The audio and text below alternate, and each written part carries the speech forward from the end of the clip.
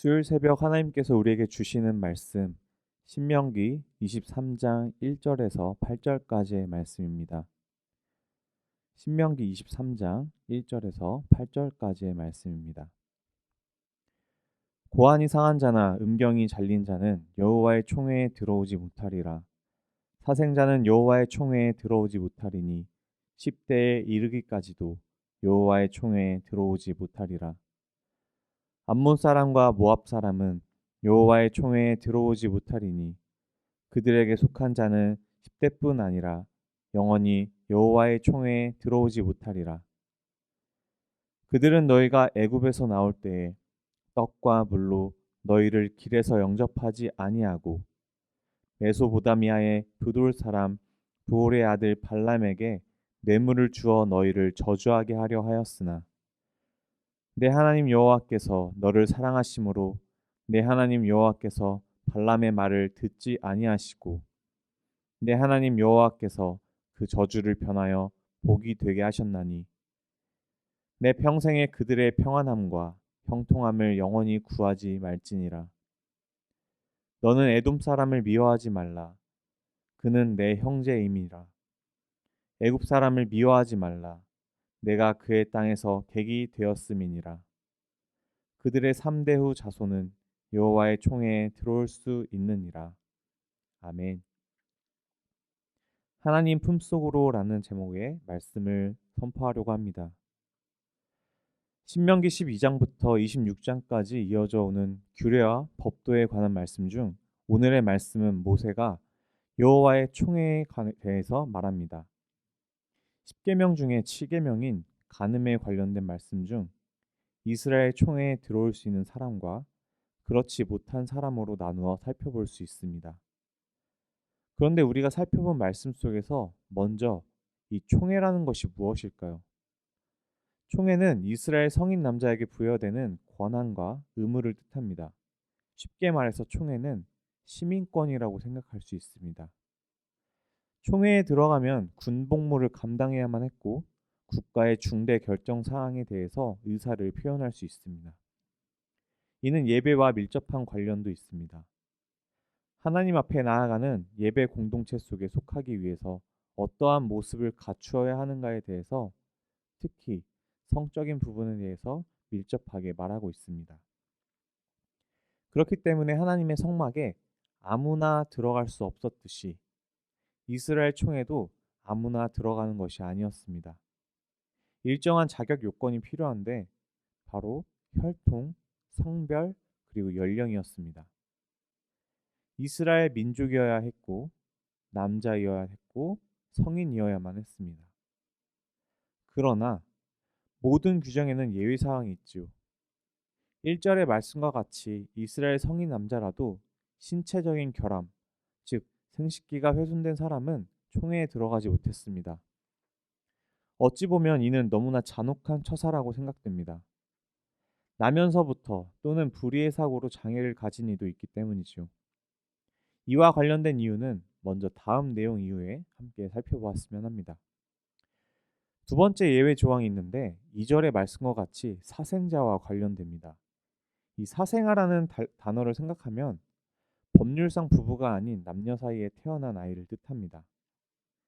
다른 말로는 혼외자라고도 하지요. 이 구절에서는 더 나아가 금지된 결혼 속에서 태어난 자를 말합니다. 근친상간이나 당시 신전에 만연했던 신전 매춘으로 인해 태어난 자들, 그리고 더 나아가 이방 민족과 결혼하여 태어난 아이들까지도 포함이 됩니다. 사생아라고 하면 떳떳하지 못한 관계 속에서 태어난 탓에 인생살이가 순탄치 못한 경우가 많습니다. 친아버지가 없거나 어머니가 없어 경제적인 어려움을 겪거나 주위 사람들에게 손가락질을 당하며 살아가야만 했던 슬픈 인생입니다. 생식기가 훼손되었거나 자신의 바람으로 된 것이 아닌 이 부모의 관계로 삶 속에 짊어지게 된 무게를 감당하기에도 힘든데 이스라엘이라는 하나님의 백성 속에 소속되기도 어렵다면 이들은 어떤 희망을 품고 살아가야 하겠습니까? 도대체 하나님은 왜 이런 규정을 만드셨을까요? 우리가 이들의 마음을 다 헤아릴 수는 없지만 당시 이런 상황이 가지는 의미를 살펴봐야 합니다. 먼저 생식기가 훼손된 사람의 경우 날 때부터 장애를 가진 자들을 말하는 것이 아닌, 사고를 당한 자들을 말하는 것이 아닌 우상 숭배를 위하여 자해를 한 경우를 말합니다. 놀랍지요? 생식기가 상했다는 것은 결국 우상 숭배자를 말하는 것입니다. 따라서 1, 2계명을 어기며 거기다가 7계명인 성적인 죄악에 관해서도 타락해버린 이들은 여호와의 총회에 들을 수 없다고 하신 것입니다. 앞선 두 가지 경우 외에 마지막 조항, 암몬 사람과 모압 사람이라는 그들의 태생과 신분에 관해서도 얘기합니다. 이는 이들의 뿌리를 살펴보면 더욱 쉽게 이해가 됩니다. 창세기 19장 30절부터 38절까지의 말씀을 보면 롯의 딸들이 아버지와 성관계를 맺어 각각 아들을 낳게 되는데 이 자손들이 바로 모압과 암몬의 조상이 되었기 때문입니다. 그리고 이들에 대하여 4절부터 5절까지의 말씀은 더욱 명확한 이유를 말합니다. 이러한 이유들을 자처하고 하나님은 7절에서 이스라엘 백성들에게 경고하십니다. 이들에 관한 문제는 온전히 하나님께 있으니 내가 택하여 끌고 가고 있는 너희는 결코 이들을 미워하지 말고 이들을 형제로 여기며 이들에게도 하나님을 만날 기회를 주어야 한다는 것입니다. 1절부터 살펴본 총회에 들어갈 수 없는 자들에 대하여 정리하자면 생식기에 문제가 있는 이들은 고대 이스라엘 사회에서 자손을 낳을 수 없다는 것, 그것은 하나님의 축복을 받지 못했다는 의미를 가집니다. 그리고 우상에게 모든 것을 의탁한 우상 숭배자로 지옥 가운데 걸어갈만 하는 자들입니다. 그리고 우상 숭배와 자신의 육적 또 영적인 타락을 통하여 잉태된 아이들과 하나님의 백성들을 거부하고 저주했던 자들을 보시면 십계명의 말씀을 따라 하나님을 사랑하고 이웃을 사랑해야 하는 사랑의 계명을 지키지 못하고 살아가는 우리의 연약함도 살펴볼 수 있습니다. 전반적으로 오늘의 말씀은 하나님 앞에 나아가기 전 우리의 육적, 영적인 상태를 다시 한번 확인해 보고 돌아보게 합니다. 말씀 속에 하나님은 이들이 받아들이기에는 너무나 잔혹합니다. 그러나 하나님은 기회를 주십니다. 하나님은 은혜를 베풀어 주시기 원하는 분이십니다. 하나님의 이 땅 가운데 창조하신 것들 속에서 당신의 섭리를 따른 순서를 중요하게 살펴보십니다. 때문에 이들에게 총회에 들어올 수 있는 기회와 방법을 열어주십니다.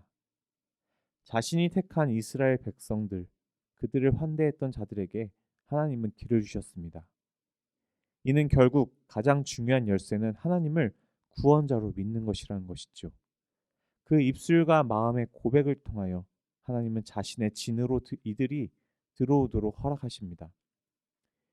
이방 여인인 룻이 나오미의 하나님을 자신의 하나님으로 고백하며 다윗의 족보에 포함될 수 있었던 것도 하나님이 열어주신 길을 통한 것이었습니다. 본문의 말씀을 통해서 우리는 이 영혼들이 나와는 상관없다고 여길 수 있습니다. 그러나 우리는 한 가지 기억해야 할 것이 있습니다. 나도 저들과 다를 바 없는 내 속에 주님과 나만 아는 수많은 죄를 품고 사는 죄인이며 이방인이며 죽음 속으로 걸어가고 있었다는 것입니다. 우리는 세상 속에서 살아가면서 하나님 외에는 죄를 속량받을 길이 없다는 것을 알아야 합니다. 고백해야 합니다. 이런 상황 속에서 하나님은 우리가 당신을 믿고 고백할 때 당신의 진 안으로 들여보내주실 뿐만 아니라 이방인이라는 타이틀이 아닌 하나님의 자녀라는 타이틀을 걸어주셨습니다. 주를 고백하고 고백할 때 하나님은 우리를 하나님의 공동체 가운데 구성원으로 받아들여 주셨습니다.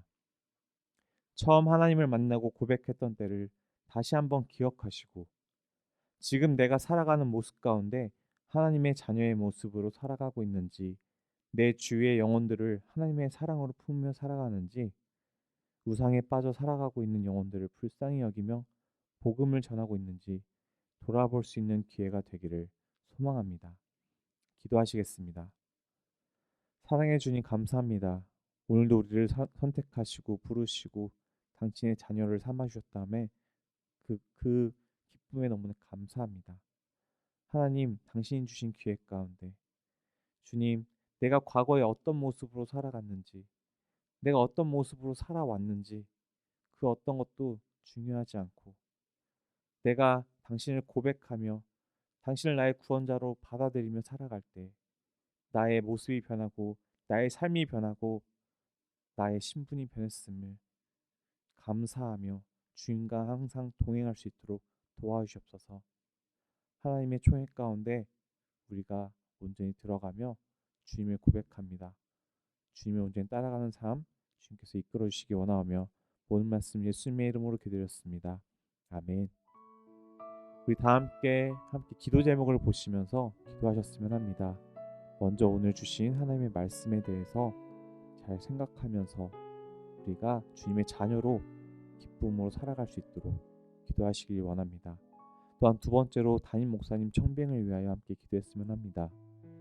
연희교회가 한 몸을 이루는 지체로서 머리 대신 예수님의 말씀과 뜻을 잘 전달할 수 있는 준비된 목회자를 모실 수 있도록 또 성도들의 영혼을 사랑하고 푸른 초장으로 인도하며 영혼의 생수를 마시며 성장시키는 목회자를 모실 수 있도록 사람의 생각과 방법이 아닌 오직 주님의 뜻과 방법으로 준비된 목회자를 모실 수 있도록 기도하시길 바랍니다. 또 세 번째로 코로나19의 조속적인 종식과 교회와 모든 성도들의 안전을 위해서 네 번째로 박모세 유덕희 선교사님의 사역과 가정을 위해 다섯 번째로 안창준 집사님 회복을 위하여 함께 기도해 주시기 바랍니다.